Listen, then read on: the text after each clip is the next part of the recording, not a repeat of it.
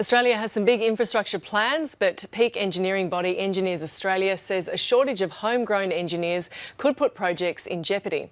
One person who is trying to show young people the opportunities the profession brings is co-founder of the Power of Engineering organisation, Felicity Furey, and she joins us now. Felicity Furey, thank you. How are you going about changing this?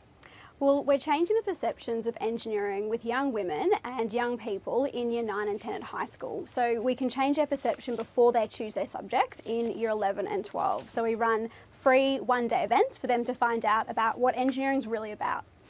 Now, it's said that teenagers, I guess in this case, and also kids don't naturally dislike these STEM subjects that they need to go into this sort of a career, but they find that often they're not very fun. So it's putting the fun back in, isn't it?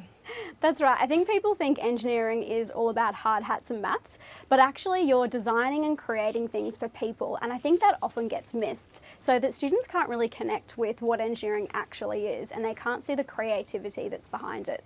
So what happens in your one-day workshops? So they do different workshops. They rotate through things like bionic hand, or they might make a prosthetic leg.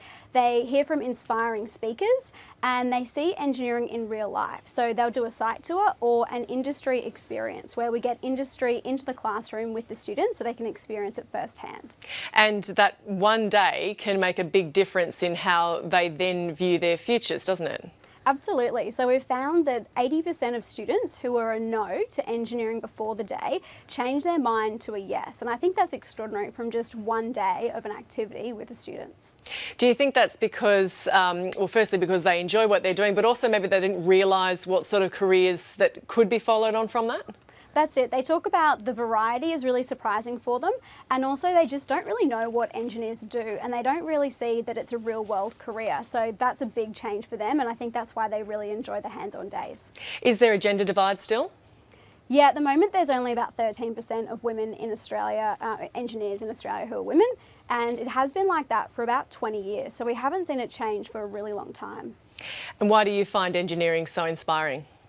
Well, when I was at school, I hated maths and science, and I couldn't really figure out why I was going to use maths when I finished. But once I saw the real-world application, I really loved it. So I want to share this with more students. And it was actually my physics teacher, Mr. Adamson, who inspired me. So I want to be like that for other people in Australia. Felicity Furey from the Power of Engineering, thank you. Thanks.